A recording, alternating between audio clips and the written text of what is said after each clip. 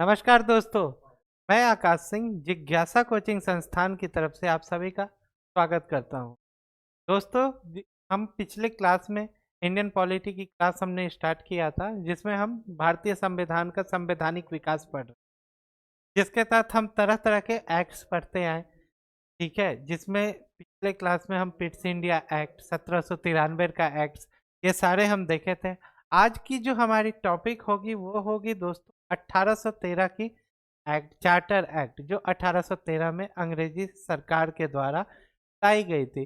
दोस्तों, इस एक्ट्स में क्या होता है ना, 1813 का जो चार्टर एक्ट था ये बड़ा ही इम्पोर्टेंट एक्ट माना जाता है। क्यों? क्योंकि यूपीएससी का ये फेवरेट एक्ट होता है। यूपीएससी ने बहुत बार इससे सवाल पूछे हुए हैं और आगे भी पूछ सकता है।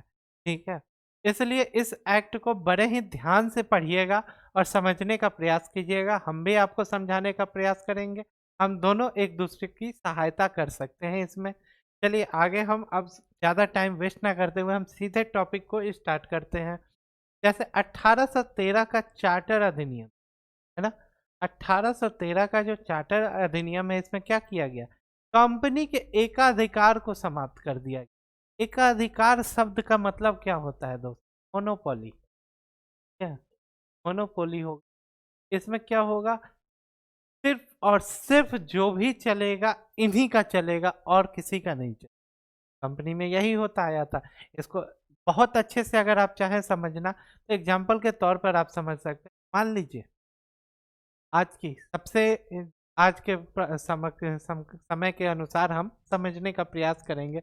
जैसे आज के समय में क्या है, रिलायंस ग्रुप, ठीक है, अंबानी जी। अंबानी जी को मान लो दोस्तों एकाधिकार दे दिया जाए, भारत सरकार का व्यापार का पूरा अधिकार दे दिया, जो करेंगे सो अंबानी जी की कंपनी रिलायंस ग्रुप। अब इसमें क्या होगा, नेटवर्क की स्थिति में नेटवर्क सिर्फ और सिर्फ किसका आएगा, जियो का। अब आपके घर में जियो का नेटवर्क आ रहा है या नहीं, आपको सिर्फ और सिर्फ जियो का सिम खरीदना है। जियो का रेट क्या होगा, जो हर महीने हम रिचार्ज करते हैं, वो कौन तय करेगा, अंबानी जी। अब सोचो अंबानी जी इतना कॉस्टली जियो का जो टैरिफ है वो करवा दे, हमारे जेब पे कितना ज्यादा बर्डन आएगा, आप समझ सकते हैं ना। फिर इस तरह से क्या होगा, भारत में व्यापकता फैल जाएगी। ठीक है, इसलिए कभी भी भारत सरकार ऐसा काम करेगी ही नहीं।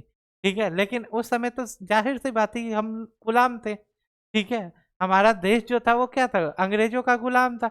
अंग्रेज जो चाहते थे वो कानून बना सकते थे। उन्होंने ईस्ट इंडिया कंपनी को क्या किया, कंपनी का मतलब ही हो गया ईस्ट इंडिया कंपनी। ठीक है, आपको पता होगा ईस्ट इंडिया कंपनी। ठीक है, ये जो कंपनी बनी थी 1600 ईस्वी में बनाई गई थी, इसकी स्थापना की गई थी। ठीक है, इसको उसके बाद क्या किया गया, ईस्ट में व्यापार करने का यानी पूर्व की ओर व्यापार करने का अधिकार मिला, इसलिए इसका नाम क्या रख दिया गया, ईस्ट इंडिया कंपनी। अगर ये वेस्ट की तरफ जाते हैं तो इनका नाम होता वेस्ट इंडिया कंपनी, लेकिन ये ईस्ट की तरफ आए थे इसलिए इसका नाम ईस्ट इंडिया कंपनी। अब देखिए ईस्ट इंडिया कंपनी में क्या हुआ, उनका मोनोपोली वाला जो सिस्टम था उसको अब क्या किया गया, समाप्त कर दिया गया। इसका मतलब था कि और भी कंपनियां भारत में आकर व्यापार कर सकती थी। व्यापार करने से क्या मतलब है कि किसी भी चीज का, जैसे देखिए व्यापार में इनके पास क्या था ना, क्या बेचना है क्या नहीं बेचना सब कुछ ये तय करते थे। और मेन जो इनका टर्म था व्यापार का वो क्या था, मसालों का व्यापार। मसालों का इनका व्यापार सबसे ज्यादा था। ठीक है, अब देखिए आपने सुना होगा भारत को सोने की चिड़िया कहा जाता। ठीक है, कहते थे अंग्रेज आए और लूट के चले गए। मैं आपको बताता हूँ, ठीक है, आप ध्यान से जितना पढ़ेंगे डीपली ना आपको समझ में आएगा। वो कोई सोने चांदी और गहने के लिए यहाँ नहीं आए थे। भारत में जो लूट खसोट था सब, जो इस्लाम धर्म के पहले जो ये थे शासक थे, आक्रामक थे, मुगलों को छोड़कर, मुगल तो आए तो यहीं रह गए, लेकिन उनको जो विदेशी आक्रामक थे वही लूट के लेके चले गए थे। भारत में अंग्रेजों का अपना आने का कोई मकसद था तो वो था मसाला। ये सिर्फ और सिर्फ मसालों के चक्कर में यहाँ और उसी का व्यापार ये करते भी थे। इनको सबसे ज्यादा जरूरत इसी से थी। इनको, ये इतने अमीर लोग थे कि इन्हें भारत का धन दौलत का कोई आवश्यकता नहीं थी। ठीक है, वो अब जाहिर सी बात है जिसके हाथ में शासन होगी तो वो भाई अपना व्यापार कर रहा है तो वो लूट खसोट तो करेगा ही करेगा। आज के डेट में देख लीजिए, सत्ता में जितने भी कितने सारे ऐसे नेता और मंत्री पूर्व में हैं जिनके ऊपर आज केस चल रहा है। ठीक है, तो उस स्थिति में आप सोचिए, उस आप वो तो जनता के प्रतिनिधि थे तब वो ऐसा करते थे। ये तो सीधे अपने दम पर आए थे ना, ये तो अपने दम पर लूट रहे थे, इनको कोई रोकने वाला था ही नहीं। तब ये जाहिर सी बात है एकदम खुला छोड़ दीजिएगा तो लूटेंगे ही लूटेंगे। लेकिन इनका जो अपना मकसद था वो सिर्फ और सिर्फ मसालों पे था। लेकिन इसके अलावा, ठीक है, इनको दो चीज के लिए और जाना जाता है, चाय और कॉफी के लिए। ठीक है, चाय का जो अधिकार था ये ईस्ट इंडिया कंपनी के पास हमेशा ही रहेगी। ठीक है, मैं शॉर्ट में लिख रहा हूँ EIC। ठीक है, ईस्ट इंडिया कंपनी, इनके पास चाय का अधिकार रहेगा। बाकी सारे अधिकार को बंद कर दिए जाएंगे, उसमें और भी कंपनियां आ जाएंगी। इसका ये मतलब नहीं है कि इनको पनिशमेंट दिया जा रहा है, इनको रिवार्ड दिया जा रहा है। इनसे व्यापार हटाकर इनको शासन सौंपा जा रहा है। अब ये क्या करेंगे, अब ये शासन करेंगे। ये इनके ऊपर जो मोनोपोली था व्यापार का उसको खत्म किया गया, लेकिन शासन में ये अब मोनोपोली करेंगे। अब जाहिर सी बात है अब ये अंबानी जी से हटकर अब ये मोदी जी की भूमिका में आएंगे। ठीक है, समझने के लिए आपको एक एग्जाम्पल बता रहा हूँ। ठीक है, ज्यादा इसे सीरियस मत लीजिएगा। ठीक है, लेकिन यही है कि अब ये क्या हो रहा है, बिजनेसमैन से हटकर अब ये क्या शासन सत्ता को संभालने के लिए हो जा रहे हैं। उसके अलावा ईसाई मिशनरी जो भी थे, ईसाई धर्म का प्रचार करने वाले। ईसाई मिशनरी का मतलब क्या होता है, धर्म प्रचारक। ठीक है, जो ईसाई धर्म का प्रचार करे, ठीक है, उन्हें ईसाई मिशनरी। अब जाहिर सी बात है ईसाई धर्म को भारत में कौन लेके आया, अंग्रेज, उन्हीं का धर्म था। इस्लाम धर्म को कौन लेके आया, विदेशी आक्रमणकारी आए, मुगल आए, ये सब इस्लाम धर्म को लेकर आए। उसी तरह ईसाई धर्म अंग्रेजों की तरह आया, अंग्रेजों के साथ आया। अब ये क्या करने लगे, इनको ईसाई धर्म के जो भी लोग थे इन लोगों को पूर्णतः छूट दे दी गई कि आप आराम से प्रचार प्रसार करिए अपने धर्म का। उसमें लॉर्ड वेलेस्ली की भारत में आक्रामक नीति जो थी, लॉर्ड वेलेस्ली जो एकदम काफी आक्रामक नीति से अपना काम करते थे, मतलब वार लेवल काम जो कहलाता है कि फुल फॉर्म में अपना काम करना, उस काम को, और उनकी सोचनीय आर्थिक स्थिति को जो वो सोच समझकर कानून बनाते थे, उसके तहत 1813 का चार्टर अधिनियम क्या किया गया, पारित कर दिया गया। अब उस 1813 के चार्टर अधिनियम जब पारित किया गया तो उसमें क्या क्या प्रावधान रखे गए वो हम देखेंगे। सबसे पहला क्या किया गया, इसमें कंपनी का भारतीय व्यापार का एकाधिकार समाप्त कर दिया गया। वही मोनोपोली वाला जो अभी मैंने आपको एग्जांपल में बताया, कंपनी का एकाधिकार पूर्णतः समाप्त कर दिया गया। अब दूसरे कंपनियों को क्या मौका मिलने लगा कि आप आइए और व्यापार कीजिए। साथ ही उसका चीन से व्यापार और चाय के व्यापार पर अधिकार बना रहा।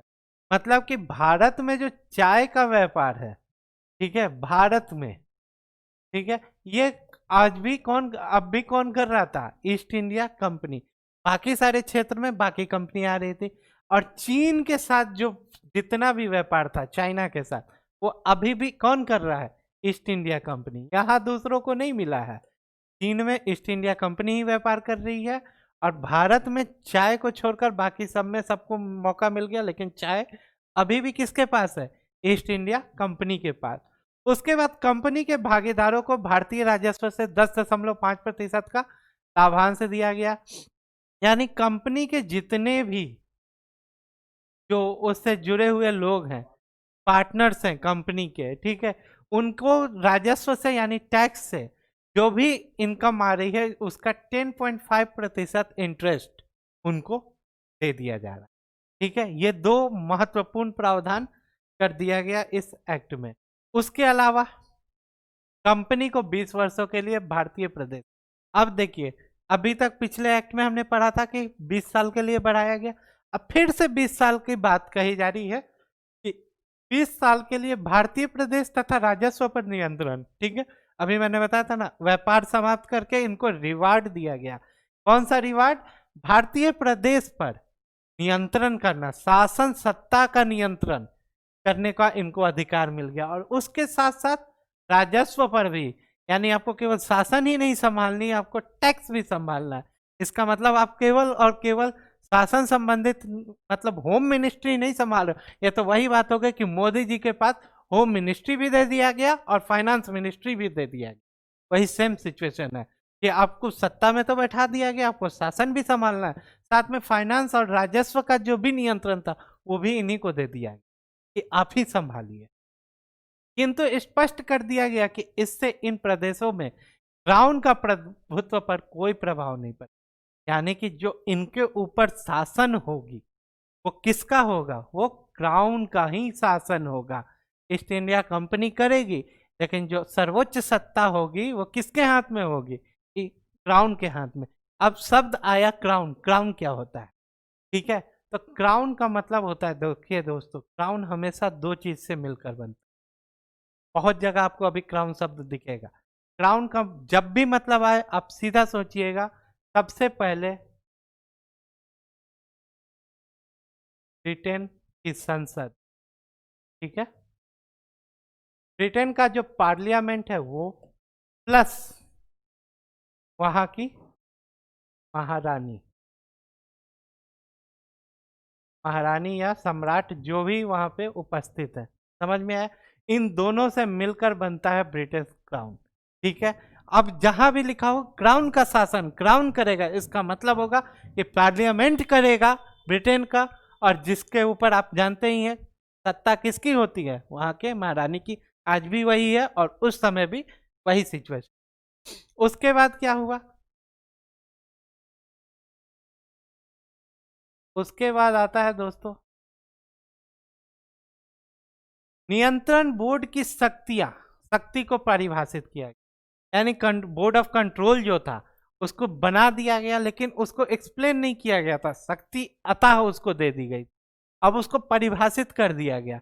मतलब अगर किसी चीज को परिभाषित कर दिया जाए, मतलब उसका क्या होता है, उसका क्या रोल होगा, वो एक्सप्लेन कर दिया गया कि आपको इतने से इतने में ही काम करना है, तथा उसका विस्तार भी कर दिया गया। यानी कि नियंत्रण बोर्ड को क्या किया गया? स्थापित कर दिए, परिभाषित करके उसके क्या क्या शक्तियां होंगी उन सब का क्या किया गया?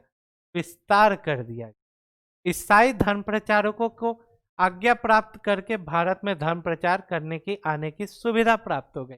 यानी ईसाई मिशनरी जो भी हैं उनको अपने धर्म का अगर प्रचार करना है तो वो क्या करेंगे? भारत में धर्म प्रचार कर सकते हैं आज्ञा लेकर। ठीक है, इन लोगों से आज्ञा ले और आके प्रचार कर सकते।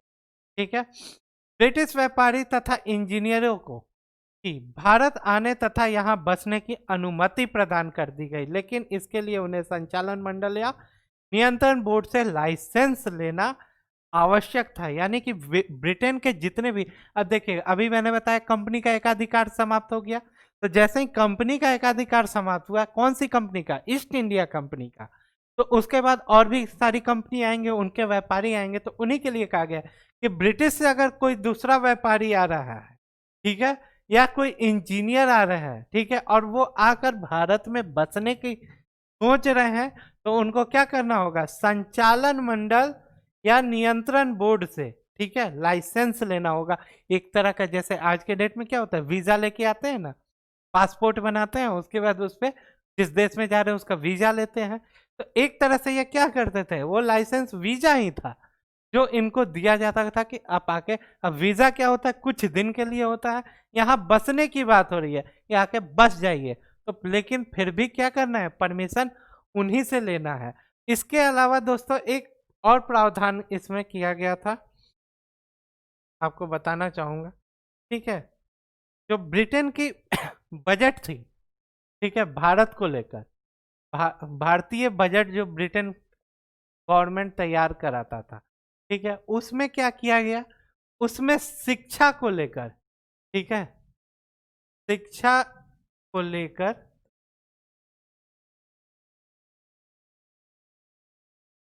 शिक्षा को लेकर 1 लाख रुपए, ठीक है, 1 लाख रुपए का क्या किया गया, पैकेज दे दिया गया। उस बजट में शिक्षा के भारत में शिक्षा के प्रसार के लिए 1 लाख रुपए का क्या किया गया, एक पैकेज का अनिवार्यता कर दी गई कि अब जो भी बजट आएगा उसमें 1 लाख रुपए सिर्फ और सिर्फ शिक्षा प्रसार के लिए होगा।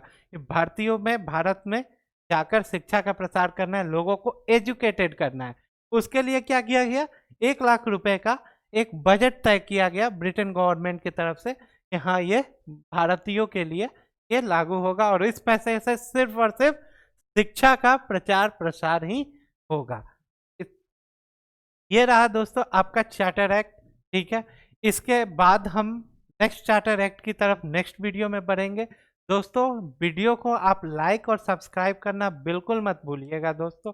आपके ये करने से क्या होता है, हमें प्रेरणा मिलती है कि हाँ हमारे साथ इतने लोग जुड़े हैं। आप हमारे साथ जब जुड़ोगे तो हम आपके लिए और ज़्यादा से ज़्यादा मेहनत करने में हमें जरा भी कठिनाई नहीं होगी। हम खुशी खुशी आपके लिए मेहनत कर सकते हैं। बस आपके सहयोग की अपेक्षा हम रखते हैं कि आप हमें सहयोग करें। इसके अलावा आपको कोई भी, मैं बता रहा था पिछले वीडियो में भी कहा था कि अगर आपको कोई भी परेशानी हो अपने करियर से संबंधित, आप मुझे या रोहित सर, चेतन सर, जो नंबर नीचे आपको जिज्ञासा की आ रही है, आप किसी से भी कांटेक्ट करके आप मार्गदर्शन अपना ले सकते हैं। सारे टीचर आपके हेल्प करने के लिए हमेशा तत्पर रहते हैं। जिज्ञासा की जो टीम है वो एक ऐसी टीम है दोस्तों जो एक जगह से नहीं है, वो लगभग पूरे भारत के कोने कोने से जुड़े हुए लोग हैं। झारखंड से, उत्तर प्रदेश से, हरियाणा से, दिल्ली से, राजस्थान से, सभी जगहों से, बिहार से, ऐसे ऐसे लोग जुड़े हुए हैं दोस्तों जो आपको हर क्षेत्र में तैयारी कराने के लिए एकदम सक्षम खड़े हैं। बस वो चाहते हैं कि आप तैयारी करें। हमें आपसे सिर्फ इसी चीज़ की अपेक्षा रहती है कि आप हमसे जुड़े और तैयारी कर कर एक अच्छे जॉब पे को ज्वाइन करें, अपनी जो भी आपकी मंजिल है उसे प्राप्त करें। अब मंजिल प्राप्त करने के बाद जिस दिन जिज्ञासा का नाम लोगे कि हाँ मुझे जिज्ञासा ने हेल्प से मैं यहाँ तक पहुँचा हूँ, उस दिन हमारी सारी मेहनत सफल हो जाए। बस हम इसी स्वार्थ के कारण आपको पढ़ा रहे हैं दोस्तों। आप बिल्कुल हमारे साथ जुड़े रहिए। कोई भी दिक्कत हो, कोई भी परेशानी हो, रोहित सर से कभी भी आप कंसल्ट कर सकते हैं या जिज्ञासा टीम के किसी भी टीचर से। बाकी करंट अफेयर की पीडीएफ बहुत ही जल्द रोहित सर जिज्ञासा के प्लेटफॉर्म पर लेकर आने वाले हैं। आपको पूरा करंट की सीरीज क्लास चलेगी रोहित सर के मार्गदर्शन में। इसके अलावा और भी सारे सब्जेक्ट, रीजनिंग, मैथ, सब कुछ बहुत जल्द हम लेकर जिज्ञासा के प्लेटफॉर्म पर उपस्थित हो। तब तक दोस्तों अच्छे से पढ़ते रहिए और जरूर से जरूर हमारे साइट को सब्सक्राइब और लाइक जरूर करें सर। धन्यवाद।